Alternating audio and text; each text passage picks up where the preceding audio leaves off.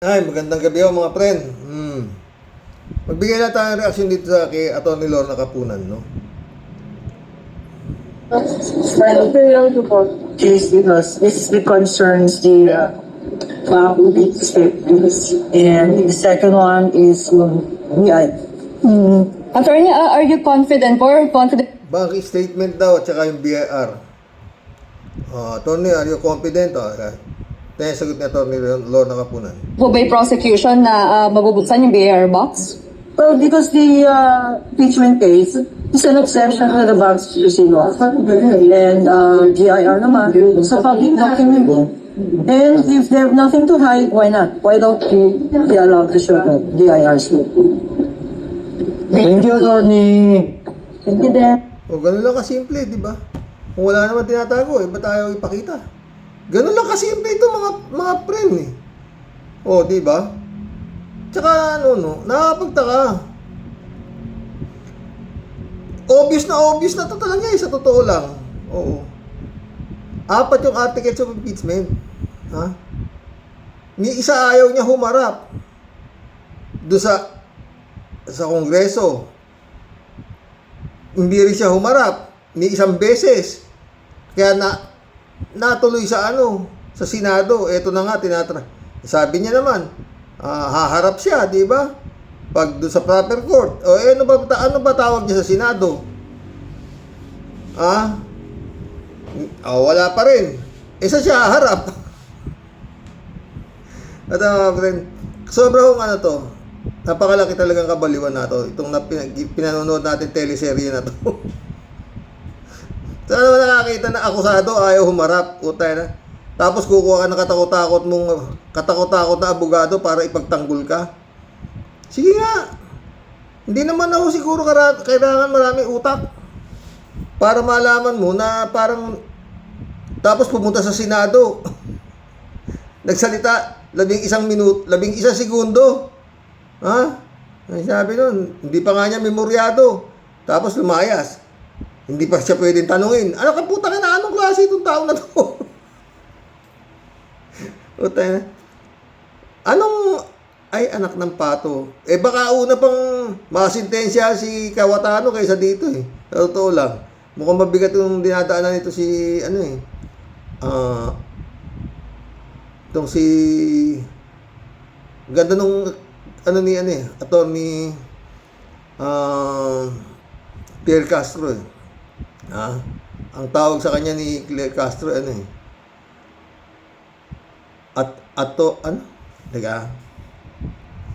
Abogadog.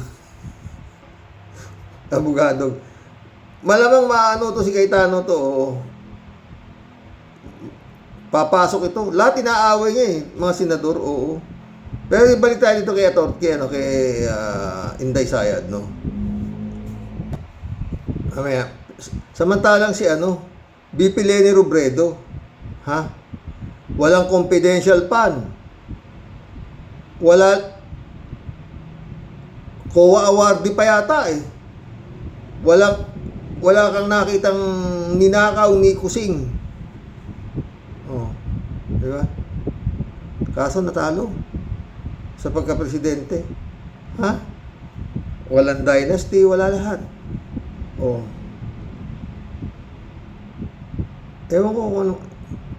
Balik tayo rito kay Inday. Sige nga mga friend, paano mo? Kagaya yan. Anong niya? Anong pinagtatalunan niya sa Senado? Ginagago na kayo dyan eh. Ayaw humarap tong akusado. Ang pinadadala, puro abogado. Tapos, minsan tatawagin yung darling, si Sulaika Lopez eh. Gusto pa, may sariling caterer. Meron pang refrigerator. Meron pang coffee maker. Ang dami.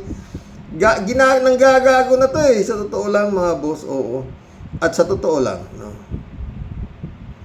Walang tao na nasa matinong pag-iisip ang makapag-isip na ito ma-acquit. Lalo na nga sa mga senador na to. Kaya lang, yun nga, sabi, numbers game eh. ilang mga ito sa ma-acquit. Oo, pero yun nga, sabi nga ni Attorney Jen Reyes, maski na ma-acquit siya rito, pwede pa rin siya sampahan ng kasong kriminal, hindi pa rin siya lusot. Yun. Kaya lang, yung sabi ko, dapat sana kasong kriminal na lang. Kasi eto, nagsasayang lang to eh. Minta kayo kung ma-acquit ito ng Senado, putay na. Sus Mariosep. Katakot-takot na milyong-milyong pera ang inubos. Acquit ng Senado, gano? Di ba? Pero yun nga, maraming nagsasabi talaga ng mga Igon Cayosa, dating Integrated Bar of the Philippines President, Jim Reyes. Walang nagsasabing makakalusot ito eh. Maliban siguro kay abogadog. Ang tama dahil abogado dito. Bukod doon sa abogado niya, meron pa siyang abogado na taga-Senado. Ito nga, si abogadog, tsaka yung kapatid niya. Ay, nako mga boss. Ito siya Ang tanong dito kaya bang ayusin ni BP Sara ang Pilipinas? Let's listen to her. Ang nagtatanong dito, yung ewan ko sinong vlogger din yun. Tingnan mo ang sagot niya Ito. In terms of yung problema na meron tayo ngayon dito sa Pilipinas, do you think kaya mong ayusin yung lala ng problema na ginawa ng administration na to sa Pilipinas? Kaya ba? Puta, hayop, yung lala ng ginawa ng administrasyon na to sa Pilipinas. Puta ka na, akala mo napakalinis ng administrasyon ng tatay niya. Puta ka na, ano ba yung mata na to? Pero tingnan mo yung sagot niya, Kaya ito, kung ito lulusot, malamang martial law. Dahil para sa kanya, kulang yung 6 na taon daw para ayusin ang mga nangyaring sa tong administrasyon ni Bongbong. Pakinggan mo, talagang malala rin tingnan mo. Hindi makarecover talaga. In 6 years, hindi To turn around a country, you need at least 30 years. So, Tangina mo, takin mo. Hindi raw niya kaya ayusin ang 6 years. Kaya ibig sabihin nito, may iniisip tong gago na to. Baka gusto niya manatili hanggang 30 years or 25 years para raw maayos niya. Ay, nako, His Excellency. Tuloy. dapat merong long-term na continuity. Yan. Long-term na plano, long-term na continuity na paniniguraduhin mo na yung susunod, hindi niya pababayaan, babaliktarin, o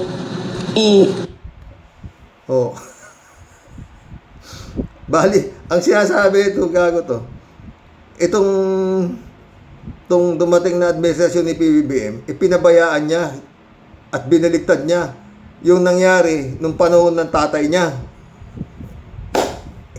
Ito talaga to, malalaking diferensya. babasura. Babasura. Yung nagawa nung nauna. PBBM, binasura mo raw yung nagawa nung nauna.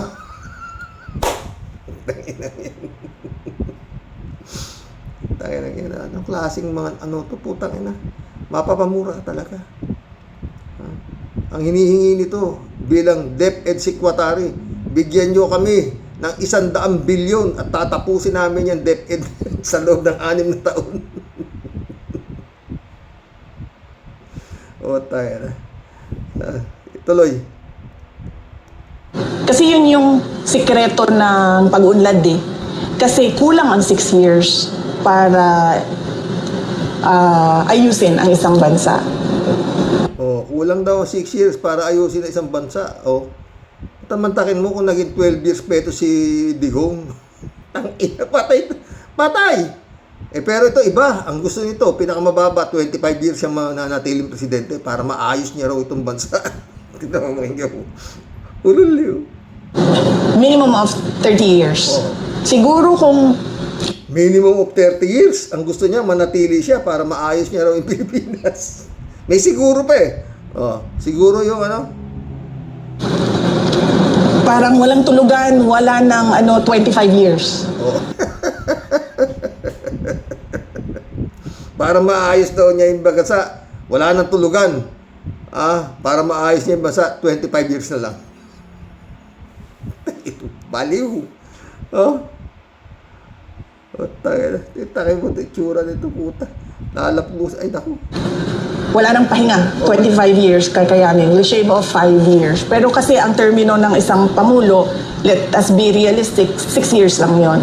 So dapat ang papaniguraduhin mo dyan ay yung magagawa mo for 6 years at yung iiwan mo na plano para sa... Sabi po ng iba, Grabe, no mga friend. Ang takin mo gaano kabaliw. Pinalalabas niya, napakatino nung administrasyon ng tatay niya. At itong administrasyon ngayon, pinabayaan yung nagawa ng tatay niya. Na pinaalis na yung dating mga pogo, nagkalat dito, EGK na nahinto na. Gusto niya tinuloy sana ni itong si PBBM yung ginagawa ng ama niya. Putang ina naman, takin mo yan. Gaano kabaliw yan? No? Minimum of 30 years. Pero baka raw kayanin niya nang wala ng tulugan, 25 years.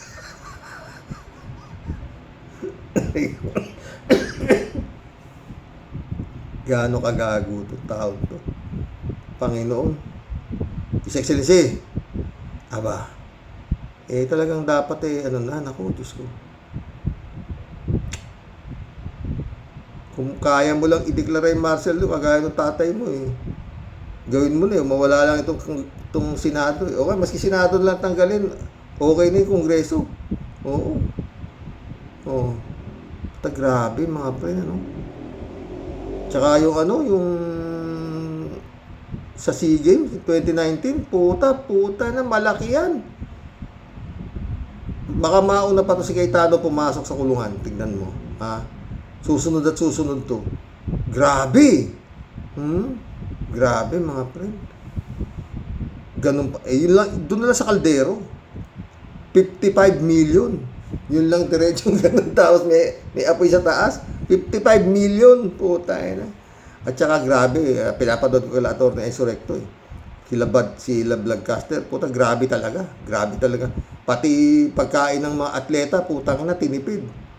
Kikiam. Almusal, kikiam. Saka ilog. Puta si Cayetano. Abugadog daw sabi ni Atty. Claire Castro rito, abugadog. Talaga, so. Ay, nako mga boss. Ewan ko, Pero yun pa ulit-ulit. Pag hindi ho ito na-dispatcha ni PBBM, wala na. Patay Pilipinas, Antakin mo yan. Sa dami ng kaso na yan, 4, puta. Ayaw man lang humarap nito si Sayad, At puro. Simple lang naman, di ba mga friend? Kung wala kang kasalanan, puta. Di ba? Tsaka ito, sobrang sa lahat ng spoiled, ito si Sara. Grabe. 400 mahigit ang may sarili siyang Vice Presidential Security Group. Puta, mas marami pa yung security niya kaysa sa presidente. Handpick pa yun sa kanya, handpick. Siya talaga ang pumili, lahat, Grabe. Sa totoo lang mga friend, ito talaga pinaka sa lahat ng pinaka na naging Vice President ng Pilipinas. Pinakawala talaga sa wala sa hulog ang puta na. Maski naman yung tatay niya, yun din. Tangina. Pinakawalang kakwenta-kwentang naging presidente yung puta na. Ang daming pinapatay, puta. Di ba mga boss? Kung wala kang kasalanan, bakit ayaw mo pabuksan yung box ng BIR? Ayaw mo pabuksan yung... Tanga na lang ang maniniwalang walang kasalanan to sa totoo lang. Oo. Para sa akin Tsaka siguradong gulo to mga friend. Pag ito sa 4 na article, hindi ito na-convict, putang ina. Gulo yan. Magkulam ito. Bukas na ho yata, Martes ba? Titistigo si Matibag, ba? Tsaka talagang imposible, Senyor West. Kung walang, ang problema dito kay Sara, ayaw niyang natatanong siya. Wala naman kasi siyang isasagot. Basta siya, daldal siya. Parang kagaya nito si Cayetano, oh. Nagpe-presko, pero pagdating sa ano, ayaw naman humarap. Ewan ko to kung haharap to, kung patatawag niya ito. So, si Cayetano na to. Posibleng hindi humarap to. Sinagot nga niya yung ano yung summon ng NBI, di ba? Dun sa obstruction of justice. Si Kim Mo lang hindi sumagot, matibay si Kim Mo, di ba? Ay mga friend, nakakaano na. Ewan ko, may hearing bukas, Martes ba? Ang Senado na naman tungkol dito sa impeachment na to. Sayang pera ng bayan, totoo lang. 25 million pinakamababa yan. Sang araw 25 million sa araw, sa dami ng nagugutom. Ang pinag-uusapan, itong kawalangyang ginawa ni Sara sa Pilipinas. No. Mga Mary Grace Piatos, mga puta. Ewan, mga pre. Ang pinagtataka ko naman kung minsan, no, gaya to, gagamitin ito magkapatid na Cayetano na to, yung Senado, para magdadaing doon na sila ay kinakawawa, ni Matibag, kung ano-ano. Hindi naman relevant sa pinag-uusapan dito sa impeachment trial nito si Sayad. Pinababayaan lang ni Chis Escudero. Maski si Kimo, wala namang kakwenta-kwenta yung tinatanong, dapat pinuputol na yun sayang oras. Pinababayaan lang niya magtanong ng kung ano-ano. Saan ka nakatira? Bakit ka na-promote? Si Kimo, sabi ni Kimo doon sa Lotok ba yun? Oo, tanong klase. Kenko yun Magkulam na tayo mga boss. Wala na akong may topic dito sa mga to. Oo. Pero yun nga, malamang to, mauna pa to si Cayetano. Ang liwanag ng mga ebidensya ta siging na talagang grabe. Yan siya, nasa impeachment court to. Tingnan mo, ayan, nakarobe siya, di ba? Pero yung sinasabi niya rito, wala namang sayang oras. Haba to. I'll repeat what I said when I was Senate President. Director, hindi mo kami natibag. So wag mo try itibagin tong representation na to o itong impeachment court because what you're doing is not helping. Investigate whatever you want to investigate. You want to investigate ba't ako nagpatubo ng balbas? Investigate mo, no problem with me. Pero wag mo nang i-announce kasi nga naaapektuhan yung integrity ng court. Thank you for the leeway, presiding officer. I'll Yan, no? Ang tayo mo yung mga ganyan salita. May connection ba yan? Sa impeachment trial na yan? Pinapabayaan lang ni Chis Escudero, no? Ganon din yung kapatid niyan. No? Hindi raw natibag, integrity na kung ano. Nagsasabi na lang na ito no? Sabi nga ni Atty. Claire, dapat yata parang may diferensya na din. Di ba? Yun din ang pick up ko Parang may tama na kung ano lang din sinasabi. No? Ito na naman siya, Ngayon lang to. So I know a lot of people agree. Blessed Sunday, everyone. Magandang tanghali. Maayong to sa kaninyong tanan. God bless you this Sunday. Ang biblical principle po na pag-uusapan natin is kung ano ang ating itatanim, yan po ang ating aanihin. So I know a lot of people agree. Some, maybe few, maybe many people disagree with some of my political stand or marami sa aking mga political stands or stand. Ang importante po, nagkakaisa tayo sa direksyon ng ating bansa. Una, sa pananampalataya.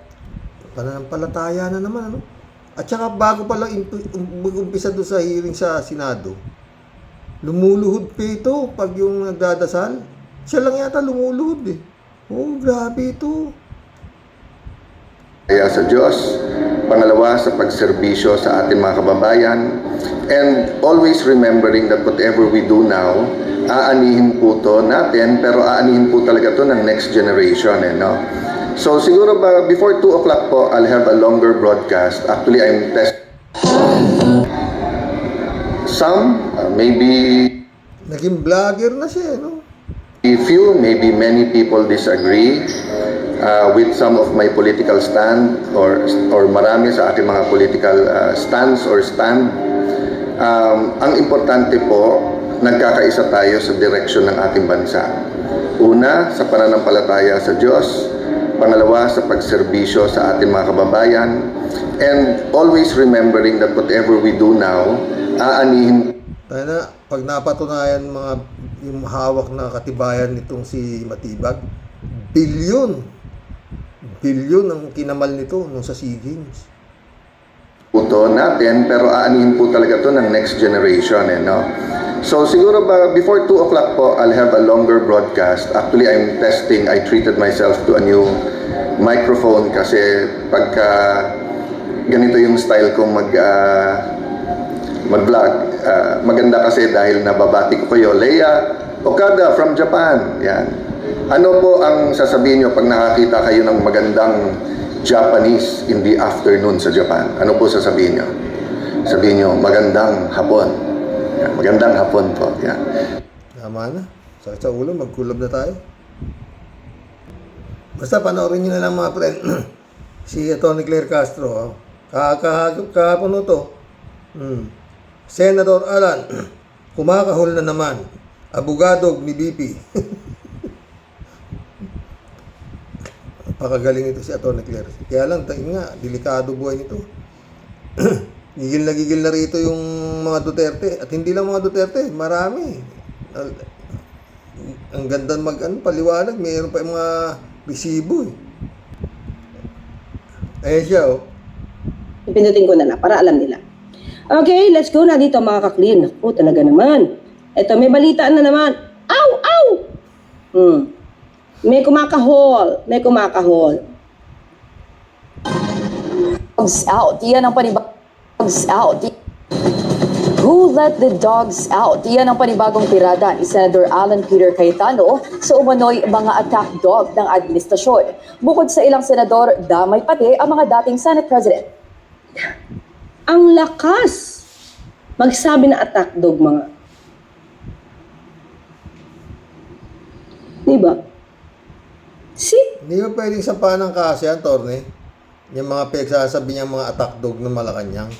Sana pero attack dog si Drilon, attack dog si Coco Pimentel.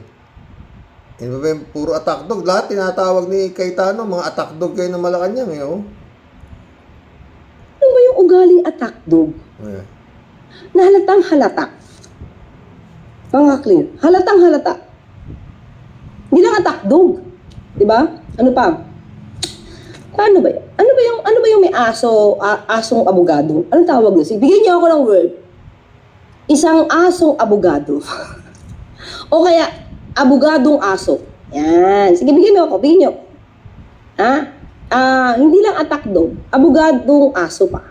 Yan, ha? Pog. Ha? Okay, di ba? Abogadong aso. Yan. Okay to. Adogni. Oo, di ba? Isa. Adogni. Ayan, di ba? Okay, K9 Tony. Ay, thank you din, K9 Tony. Rabbit dog. Ayan. Di ba? Ito si Jamin talaga. Jamin. Wag. Gumalang. Si Gala. Yan. Bark Rooster. Galing naman talaga ng mga ng mga kakli. Ito ba? Paano kang hindi pagkagaya nito ng mga Duterte? Siguradong gigil na dito kay Tony Claire. Oo. Ha? Dapat sama natin siya sa dasal. Oo. Ito yung Mima Alicia. Ibang klase yung to. Hindi basta to. Sindikato na to. Sa totoo lang. Oo. Mga pulis ang dating mga tirador nila. Kagaya sabi ni Mutabato. Kasama nila mga tirador sa Davao. Pulis. Tsaka mga rebel returnees. Puta. Kung bakit hindi pa ba kasi nakakukuha yung mga armas sila. Nakakuha na ba yung mga armas ni Bato? Na inalisan na ng lisensya? Anong nangyari ron? Ang dami nun. Ewan ko. Dog. Tawa yun. Okay. Nice one. Gagaling niya. Thank you. Sherlock talaga, oh. Nako. Ayan, si Petra ang kahol ng kahol. Narinig niyo ba yung binanggit ni NBI director? Sabi niya, yung mga marites naman to, pambabae salita lang to, parang Petra. Diba? Narinig niyo ba yun? Panoorin nyo siya. Mag-collab na tayo. Si Cayetano naman, abogadog. Sabi niya yan. Ang lakas sense of humor talaga ni Atty. Claire. Cum laude. Rodrigo Marcos, shout out, like and subscribe, sabi niya. Rolando Edralin, shout out. Bobo or Bobo, ang grade ni Sara sa bar exam or pera-pera lang. Siyempre. Di nga madisbar-disbar, anak ng putya. Ano ba yan? Atty. Jess Falsis, nasuspindi ba? Eto, pinagmumura na yung presidente, hindi pa rin nadidisbar. Anong klase? Kaya ay! PJ Siobol ito. May nagsalita nga na defense team, di ba na mas mataas daw ang grade ni Sara sa bar kesa kahit sinong abogado na nasa Senado. Minenos ng abogado na ito, lahat ng abogado sa Senado. Sobrang sip-sip naman. Laki yata bayad, di ba? Puta. Million yan, puta. Maski matalo, no? Librado Ludovico, blessed Saturday morning, Karoks, and to all warriors, Michelle, Edwin, Mike, shout out, my friend, Sam AJ, shout out, Karoks. Sa palagi ko, para magising ang mga DD Sara followers, no election na sa 2028. Goodbye, Davao, Dream. Mabuhay, BBM, Yahoo. Pwede rin niya, Sam AJ. Puta yan. Tsaka dapat talaga si Sara, makakulong na yan, tsaka makumbik pa sa Kalat ni Baya, shout out. Good evening, Kasani. God bless your family. God bless your family too, my friend, Kalat ni Baya. Alberto Olaer, shout out. Haroke, sinong bumaril kay Mima Alicia? Kawawa naman siya. Kabata-bata pa nga ang kabata-bata pa nga ang bumaril kay Mima Alicia. Mauntog sana ang ulo niya sa krus na Mima Carox. Sabi naman nakakunan daw sa CCTV natin. Decent shout out, gandang gabi sa Rox at sa lahat ng mga ka-warriors. Gandang gabi. Simon George yung balita kanina, yung daw mukha talaga ni Mima dahil sa ulo binaril di ba? Siyempre, wasak daw yata, parang niritoke pa ayon sa balita kanina ng mga vlogger. Simon George, Karoks, sino po ba ang gumawa ng ating bunganga? Sino ang gumawa ng ating dila? Ang Diyos, hindi ba? Hindi ba pwedeng ilagay ng Diyos ang salita sa ating bunganga? Very obvious po ang sagot sa nangyari kay Marcolecta. David Alin Mendoza, shout out. Good evening po, Karoks. Tama po kayo. Pare-parehong libro po ang sa batas ang binasa ng mga abogado natin. Pero nagkakaproblema po sa mga interpretasyon nila kapag naging abogado na sila. Kanya-kanya na pong interpretasyon para mabaluktot ang batas at kapag minamalas-malas ay makalusot pa sa kaso. Tama ka dyan, David. Friend Shervin Sapeda, shout out. July 7 Alcantara, Analisa Apolinar, Christiansen, shout out sa inyo mga boss. Impong Basya ng Team Tia Deli po, muli po ay sumasayang papawid, bumabati po at kumakaway po ng may ngiti sa iyo, Sir Rox, at sa buong Team Rocky Warriors the Great.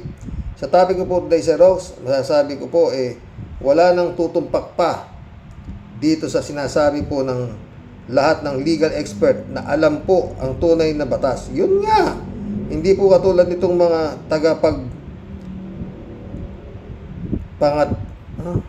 pangkat kawayan, mga taga-pangkat kawayan, lalo na si Ermitanyo alias Boy Caldero. Hoy Kulokotoy, bago ka mag-aklas at manawagan ka ng KKK, tanginumin mo Nayawa ka. Bakit di ka kaya humarap muna sa salamin at tignan mo yung itsura mo na buwisit ka?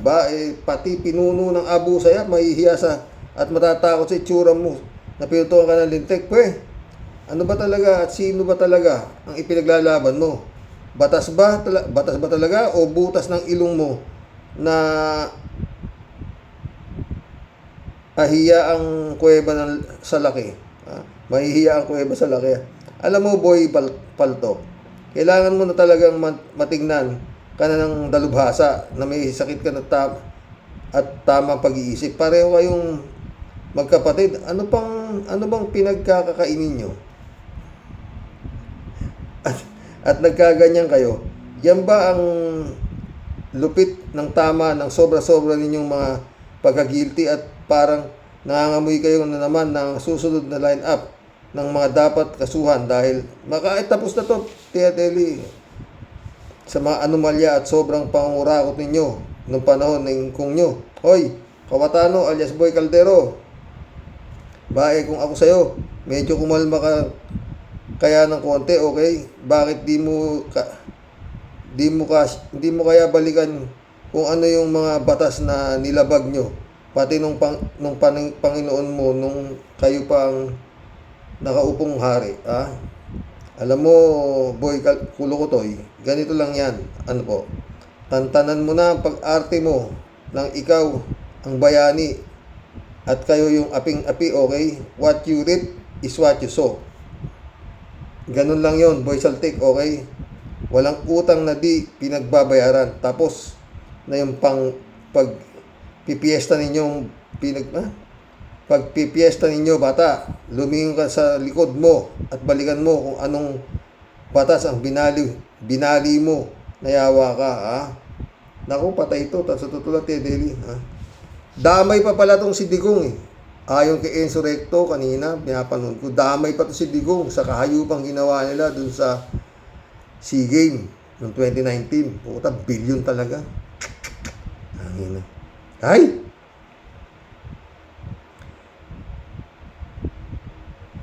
Ilang libong tauhan ng ABS-CBN ang tinanggalan ninyo ng ikabubuhay. May konsensya ka pa ba nung panahon na yon? Di ba wala? Akala mo kasi araw-araw Pasko, akala mo di darating yung time, ikaw naman ang mabibisaklat. Ito na yon. Tantanan mo yung KKK mo at bendalo na pinagsasabi mo na halimaw ka. Di ka na siguro makapagkatulog, nayawa ka. Malamang di na mapaitlog ang lubot mo sa takot. Binabagabag ka na masyado ng iyong konsensya.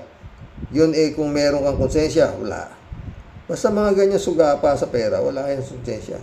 Pero palagi ko wala dahil ang mga taong katulad mong halimaw di tinatabla ng kahit na anong konsensya. Kaya ang masabi ko na lang sa'yo, manahimik ka, tang inumin mo. Leche isa kang buisit, pulpol, na inutil, kinam, ulot ya Deli. PJ po. Pastor Jun Lagon, shout out my friend. Alam mo, Sir Rox, okay lang ang katwiran ni Kimo. Pwede rin namang niyang sabihin niya sa korte. Kung di sila tumatakbo, di na sila tumatakas. Sa sobrang yabang ni Kimo, siya rin ang dapat sisihin sa pagkakalaboso siya.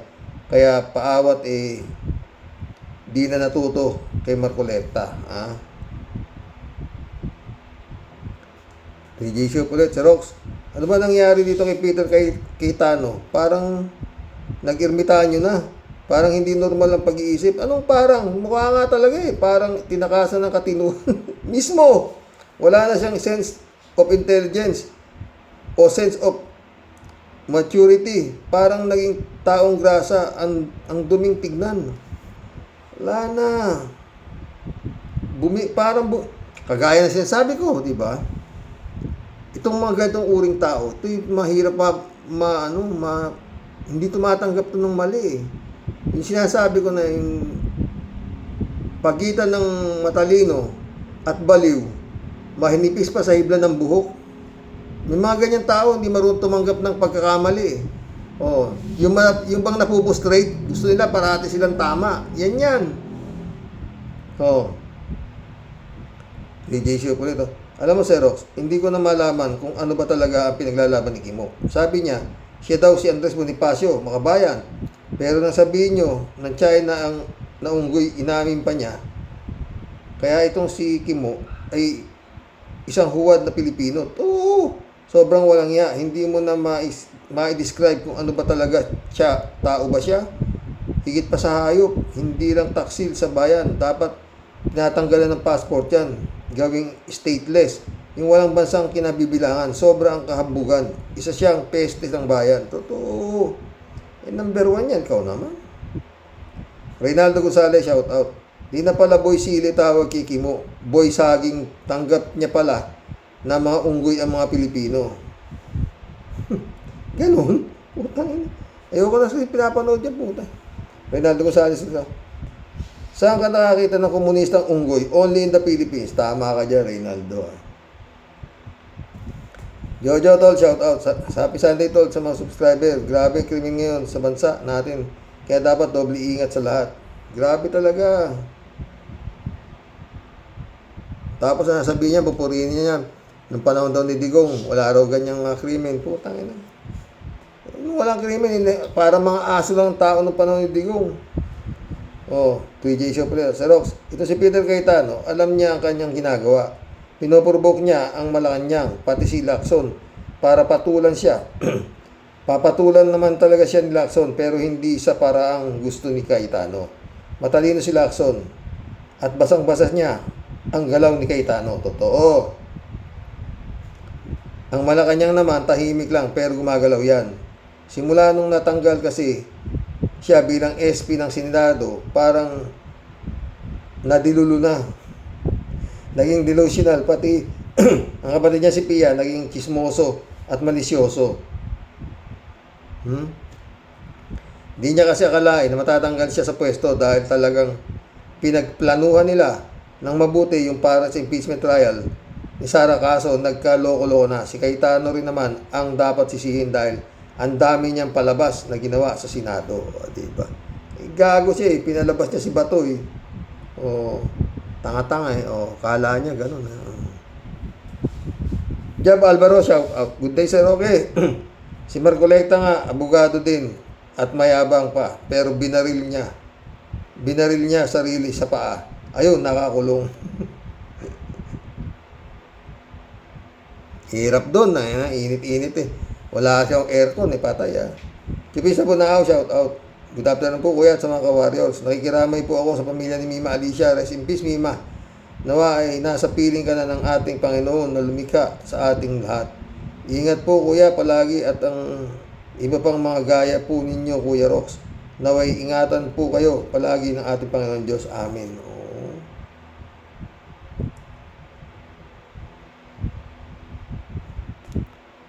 Thank you, Chipista. 3J Opel. Alam mo, Xerox, si Peter Cayetano rin naman ang naghahangad na makakulong siya o ipakulong siya ni Lacson. Alam naman niya kasi puro fake news siya at paninira. Tapos pag nakakulong, sasabihin, iniisa-isa sila.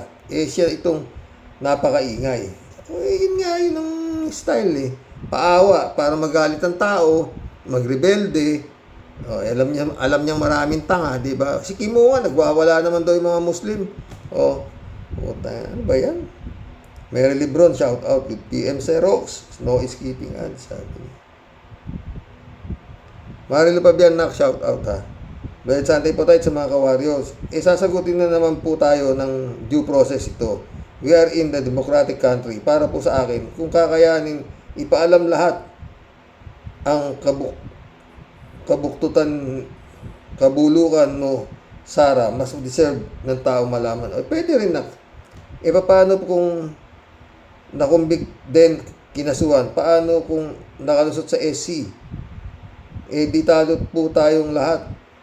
Mas maigi i-proclaim na convicted at hindi na siya dapat makatakbo sa gobyerno. Napapatunay lamang na mahina lawyer ni Sara kasi nagawa niya lahat yun without thinking the consequences na ginawa niya. Di ba? Alam mo na, yung kaso ni Sara Duterte, parang yung kaso rin ng tatay niya, hindi pa pinapanganak. Yung abogadong magpapanalo sa mga ganyang klaseng kaso. Aminado sariling bunganga niya di ba? Parang si Marcolecta, di ba, nakakulong. Bunganga niya rin nagpakulong sa kanya, di ba? Eddie Luna, shout out. Hello, Karox, magandang araw sa inyo dyan. May comment naman ako doon sa isang vlog mo. Content mo sa vlog mo tungkol kay Kimo. Meron ba doon?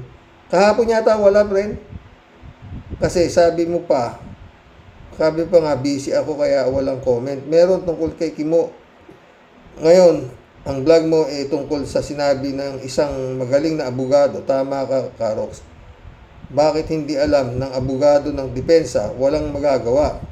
Talaga, Karox, mahirap pa aminin ng katotohanan ang isang taong nagtatanga-tangahan. Totoo. Putang. Kaya nga ako kung kausap yung mga tanga puta. Kita mo rito walang basta nakita kong nag-comment tanga, binubura ko na agad. Papatulan mo tanga nga Ang panalo mo sa tanga. Ha? Eddie Luna, akala kasi ni Marcolecta ligtas na siya sa Comelec. Magkano kaya ibinagsak niya sa Comelec? At naabsuelto siya doon. Luha ang mata ng hayop ng bag sa akin ni Marcolecta ng maleta. Absuelto agad. Ganyan ka mga hayop ang isang ahensya ng gobyerno. Sana paimbestigahan ni PBBM. God bless, Karox. Mahina. Eddie Luna ulit Mabuti nga, Karox, dinadaan nila sa rules of law. Itong si Cayetano, para na ring sira ang ulo. Kasi kinakabahan na yan dahil alam niya sa sarili niya na may mahalungkat sa kanyang pagdating na araw. Kaya ngayon pa lang gusto niyang pagtakpan at ilihis ang unti-unti ng nahalungkat ni Direktor Matibay. Pag hindi siya tinigilan ni Direktor Matibag, yari siya. Salamat siya, Karo. Mabuhay ka. Mabuhay, Eddie Luna. Wala siya lusot dyan. Putay na. Nung pang panahon yan, sinasalo lang siya ni Digong Nung pa marami na maingay. Sila Franklin Drilon, si Risa Ontiveros. Kasi 50 million. Putang na yung ganun lang. Cardero nga. Oo. Putay na pa sa... Puta, 50 million. Puta, napakagandang bahay na siguro ng putang ina. Tapos yun lang itinayo. Isang diretsong ganun. Umaapoy yung taas. Puta, 50 million. Overpriced lahat. Tapos yun nga, daming reklamo. Pinapalamon. Kikiam, puta. Shirley Jaser, shout out. Malapit-lapit na rin. Yan si Kimo na makasuhan, Karox. Kaya nakakasuhan. Kinasuhan na. Susunod na sila Caldero. Kung makabatigos ang mga kurakot, yung pala.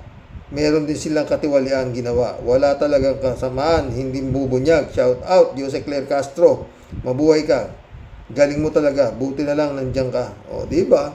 Yan ang pinaka the best na nakuha ni PBBM. Buti na pa-oo niya yan